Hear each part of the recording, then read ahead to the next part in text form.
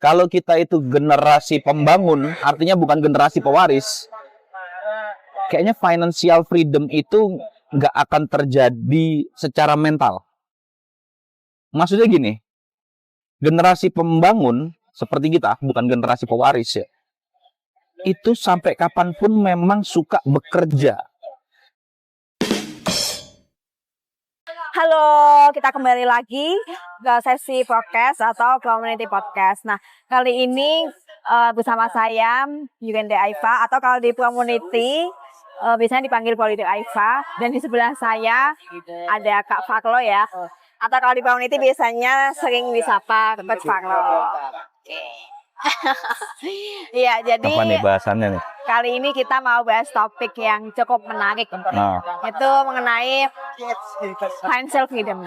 Jadi sekarang ini kan ya sejak dulu juga sih paling digembar-gembarin itu kan mengenai financial freedom. Dan itu juga jadi sempat jadi tujuanku juga sih dulu, kayak pengen deh bisa financial freedom, karena ketika kita financial freedom itu kan kita nggak perlu kerja yang ngoyo gitu ya, tapi uangnya tetap ngalir, kita bebas mau nentuin waktu, misalnya hari ini kita mau jalan-jalan, besok mau kerja, kayak bebas lah kita ngatur waktu, tapi secara finance-nya itu juga terjaga lah, maksudnya kayak nggak harus kerja buat dapetin duit kayak gitu. Jadi itu kan kayak impian sebagian besar Gen Z itu pasti pengen financial freedom. Semua orang. Oh iya, Gen Z aja sih ya. Iya. Semua orang pasti pengen ya financial freedom. Nah, cuma yang pengen aku tanyain dari Kak Faklo ya, kalau dari pandangan Kak Faklo, menurut Kak Faklo ya, financial freedom itu konsepnya tuh kayak gimana sih, sama nggak sama yang ada di jelasin dulu konsep financial. Sekarang aku balik nanya ke Prodi Aifa ya. Gini deh. Kalau mau financial freedom itu kalau menurutmu itu bicara nominal income yang kita dapat tiap bulan tanpa bekerja, atau bicara tentang kita punya waktu yang bebas untuk melakukan apapun, atau lebih kemana titik beratnya? Kalau menurutmu sendiri dulu. Kalau menurutku financial freedom itu misalnya nih kebutuhan kita bukan buat kebutuhan yang primer aja ya, jadi kayak buat rekreasi dan lain-lain, semuanya itu bisa tercover. Nah, dan tanpa bekerja. Ya, jadi bukan buat kebutuhan yang sandang pantapan doang ya, tapi bener-bener gaya hidup kita lah, itu tercover. Jadi kita bebas mau jalan-jalan, mau ini, secara finance masih kuat. Tapi kita nggak harus kerja kayak gitu loh. Jadi financial freedom itu di pandangku kayak gitu sih. Oke. Terus kalau gini deh, singkat aja, menurutmu langkah untuk mencapai, atau gini, kita harus punya apa untuk bisa mencapai financial freedom, atau punya berapa? Terserah deh mau jawabnya dari sisi nominal atau harus punya apa untuk financial freedom menurutmu? Ya. Kalau kalau financial freedom sendiri kan setiap orang beda-beda ya, karena kebutuhan setiap orang itu beda-beda. Cuma kalau dari aku sendiri, financial freedom itu kita misalnya punya suatu aset sih ya, dimana aset itu bisa jadi penghasilan kita meskipun kita tanpa kerja. Misalnya kebutuhanku misalnya 10 juta per bulan ya buat rekreasi dan lain-lain. Nah, itu bisa tercover dari situ kayak gitu. Asetnya itu contohnya apa? Nah, aset itu misalnya bisa dari aset saham, obligasi, passive income kayak gitu ya. Ya itu kan macam-macam, bisa dari saham, kripto atau macam-macam gitu lah. Atau dari properti. Tapi intinya itu kita punya penghasilan pasif gitu lah. Jadi kita nggak perlu kerja, tapi kita tetap tercover ya kebutuhan semuanya tadi tanpa perlu mikirin duit kayak gitu. Tujuan financial freedomnya tadi untuk apa? Supaya semuanya tercover tadi ya, mau jalan-jalan apa dan segala macam gitu ya. Iya, jadi kita bebas mengatur waktu kita sendiri, nggak diituin bos kayak gitu lah. Jadi kalau kita lagi capek kerja ya kita berhenti dulu, jalan-jalan dulu kayak gitu. Nah, kalau aku sih dari sejarah sudut pandangku ya nggak ada yang salah ya dengan konsep financial freedom, punya apa, aset, passive income dan segala macam. Tapi kalau aku sendiri lebih kepada, ya ini agak filosofis ya. Terus kalau udah financial freedom tuh kita mau ngapain? Karena gini, yang aku rasain, aku belum yang financial freedom banget gitu ya. Meskipun sudah ada beberapa aset yang secara nominal nggak seberapa sih, tapi sudah ada yang pasif gitu ya, tapi nggak seberapa. Cuman di sini gini, ketika kita mencapai financial freedom, selalu kehilangan tujuan, pada akhirnya financial freedom kita juga tidak nikmat gitu loh rasanya. Jadi kalau menurutku lagi ya, di balik financial freedom itu ada why berikutnya sih. Why berikutnya tuh ada why. Kita hidup ini tujuannya apa, mau bikin legacy apa, mau mati dikenal siapa. Jadi kalau dari sisiku, kita mencapai financial freedom itu terus untuk akhirnya financial freedom itu jadi alat kita untuk berkarya mencapai tujuan yang kita udah tetapkan tadi. Dalam konteks begini, ketika kita mencapai financial freedom tadi yang dimaksud, sebenarnya kita akan keluar uang lebih banyak untuk berkarya. Itu kalau dari menurutku ya. Karena kalau dari bicara gaya hidup dan lain-lain, ini masing-masing orang bisa beda-beda. Menurutku ya, rekreasi perlu, tapi nggak perlu yang kayak gimana gitu loh. Rumah terus nggak perlu juga yang sampai mewah gimana. Itu kalau dari sisiku ya. Aku pinginnya membangun sesuatu yang dimana itu jadi legacy. Terserah itu mau nguntungin atau enggak, toh aku udah punya financial freedom gitu ya. Terserah itu nguntungin atau enggak, tapi aku punya karya untuk manfaat untuk banyak orang. Bagiku financial freedom itu step atau alat untuk supaya kita bisa berkarya lebih. Oh, jadi kalau bagi Kak Valo sendiri financial freedom itu jadi alat bukan jadi tujuan. Nah, kamu setuju gak tadi pas aku ngomongin? Gini. Ini aku mewakili sudut pandang umum ya. Ya memang tadi menarik sih sudut pandang Kakak ya. Di mana financial freedom itu justru jadi alat. Cuma kalau dari konsep kebanyakan orang, tujuan mereka financial freedom itu karena mereka mau menghindari bekerja itu. Mereka udah capek kerja. Jadi kayak makanya mulai belajar investasi biar punya passive income. Jadi biar mereka tuh nggak selamanya bekerja. Jadi untuk sekedar kebutuhan sendiri gitulah. Nggak sampai legacy dan lain-lain. Itu kalau dari orang-orang pada umumnya gitu ya. Jadi kalau kayak gitu kan, kalau dari sudut Kakak tadi kan financial freedom itu justru dijadikan alat untuk membangun legacy ya. Dan aku gini, mungkin membedakan gini. Kalau kita itu generasi pembangun, artinya bukan generasi pewaris, kayaknya financial freedom itu nggak akan terjadi secara mental. Maksudnya gini, generasi pembangun seperti kita, bukan generasi pewaris ya, itu sampai kapanpun memang suka bekerja. Bekerja dalam konteks berkarya. Jadi, kalau kita ngomong konsep financial freedom kan gini, financial freedom itu hanya bisa dicapai ketika kita tidak meletakkan semua telur dalam satu keranjang. Karena kalau kita meletakkan semua telur dalam satu keranjang, misalkan saham, anjlok sahamnya, matilah kita. Kalau kita taruh itu di properti dan segala macam, properti nggak laku sampai 1 tahun, 2 tahun nggak ada yang sewa, atau harga properti anjlok karena keadaan krismon segala macam, hancur juga.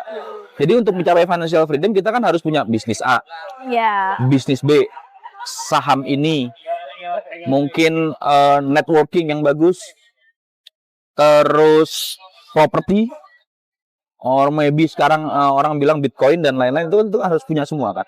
Nah, artinya untuk generasi pembangun seperti kita, untuk membangun financial freedom untuk semua ini kayaknya sampai kita mati nggak akan berhenti nih. Untuk supaya membangun financial freedom yang kita bakalan terus Jadi financial freedom yang seperti itu memungkinkan di generasi kita selanjutnya. Jadi generasi pewaris. Nah, generasi pewaris itu lebih masuk akal mereka financial freedom dari orang tuanya. Sehingga mereka sedari awal mereka berkarir itu sudah boleh sesuai passion. Kalau generasi pembangun kayak kita, ini kita bikin satu bisnis. Kita punya modal, kita punya uang 30 juta. Kita taruh 20 juta untuk satu bisnis itu. Dan namanya bisnis kan harus ada jatah gagal nih. Nah, ketika kita udah keluar 20 juta, gagal, mampus kita. Karena kita nggak punya cadangan. Nggak ada yang nge-backup lagi. Nggak ada backup passive income dan lain-lain kan. Rata-rata di generasi pembangun seperti kita, ketika kita sudah keluar tadi ya untuk jajaran ke situ 20 juta, lalu kita perlu mungkin istirahat sejenak membangun itu karena udah terlanjur gagal, mungkin kita jadi freelancer, mungkin kita kerja di tempat lain dan segala macam, ngumpulin duit lagi untuk bangun lagi, memperbaiki yang itu. Iya. Itu generasi pembangun tuh. Jadi kayaknya generasi pembangun sampai mati pun belum financial freedom. Dia terus membangun soalnya. Oh, iya, Mungkin iya. generasi pewarisnya yang financial freedom. Jadi sebenarnya konsep financial freedom itu sekali lagi ya, di sini konteksnya harus sampai tingkatan mewariskan aset-aset finansial tadi itu. Ya, kalau konsepnya sampai ke sana. Kalau konsepnya sampai ke sana, coba deh perhatiin PT-PT yang besar gitu ya, kayak Jarum dan segala macam. Coba perhatiin generasi pertamanya yang perhatiin. Dia kerja terus lu sampai tua. Iya, bangun sampai berpuluh-puluh tahun. Iya. Gagal kayak. Iya. Belum bisa menikmatin lah. Kalau nikmatinnya mungkin udah ya, tapi garis bawahnya adalah di momen-momen tertentu mereka mungkin sudah berhenti bekerja untuk mencari uang. Mereka menggunakan uang untuk berkarya atau untuk membangun aset berikutnya. Jadi apakah itu secara mental financial freedom? Tidak. Buat aku ya. Oh, Tapi kalau menarik. freedomnya iya. Freedom dalam konteks kita punya banyak waktu dan kita punya kebebasan untuk membangun usaha, membangun passion atau berkarya dan segalanya. Secara itunya iya. Tapi tetap secara finansial generasi pembangun itu pasti punya orientasi selalu gimana nih bisa menjadi aset. Iya. Gimana bisa jadi aset. Misalkan kayak kamu udah berhasil membangun sebuah perusahaan, katakanlah digital marketing. Lalu kamu berkarya buku nih. Nah, saat kamu ngerilis buku-buku beberapa itu, pasti di otakku masih ada nih, gimana caranya buku ini bisa jadi aset passive income juga, itu pasti ada tuh. Iya. Ya kan? Iya sih. Nah, artinya kita tuh sebenarnya generasi pembangun tuh akan mikir terus sampai kita mati pun akan terus membangun aset. Yang financial freedom nanti anaknya, pewarisnya. Iya, iya. Masuk nggak? Iya, ya. Jadi secara finance mungkin iyalah. Tapi secara mental itu ya karena akan terus Iya. bekerja, Iya. terus belajar. Iya. Kalau memang konsep financial freedom itu jangan letakkan semua telur dalam satu keranjang, berarti kita harus bikin banyak keranjang kan? Dan itu nggak mungkin 10-20 tahun.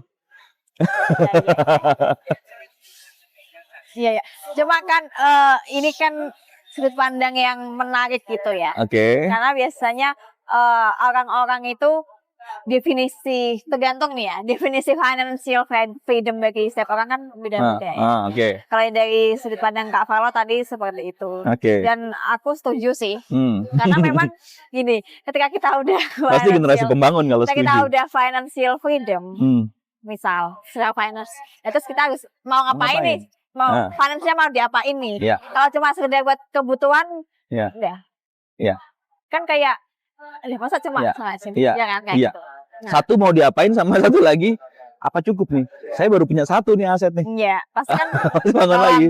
mikir lagi, Yes. bangun lain lagi kayak gitu. Ya. Kecuali kalau gini, kalau konsep financial freedom-nya itu kecuali emang pengen pensiun dini ya, bisa kan kayak di Oh ya, sekedar cukup. Iya, pensiun dini. Oke. Jadi kayak sekedar cukup buat kebutuhan sehari-hari, dia tuh nggak memikirkan gimana nanti generasi selanjutnya. Jadi kayak buat sekedar hidupnya sendiri gitu loh. Iya. Nah kayak gitu mungkin bisa ya. Masuk akal, masuk akal. Iya. Pokoknya kalau generasi pembangun itu kalau Anda berorientasi membangun passive income dari satu atau dua keranjang tadi dalam tanda kutip ya. Misalkan dari bisnis A dan dari bisnis B atau dari properti A dan dari bisnis B, terus Anda merasa cukup, hati-hati. Karena ya tadi itu kalau keranjang ini pecah ya. telurnya, semua telurnya. Jadi emang harus bangun banyak. Nah, itu yang dilakukan generasi pembangun, generasi pertama orang-orang kaya. Generasi pertamanya setengah mati. Ada cerita lucu, Walt Disney, pembuat animasi kartun ya dari Disney, itu Disneyland itu baru ada kalau nggak salah itu di generasi ketiga. Oh. Jadi yang generasi pertama itu kedua. nyiptain kartun terus dan belum terlalu laku gimana. Dan ya lakunya tuh masih dalam konteks laku yang itu harus diterusin dan harus dikembangkan, harus di ini terus, berarti kerja terus tuh. Iya. Nah, generasi berikutnya baru bisa berpikir, oh harus ada Disneyland-nya. Oh, harus bunanya, harus ini dan sebagainya. Nah, itu yang konsep financial freedom yang lebih holistik menurutku ya. Ya, ya.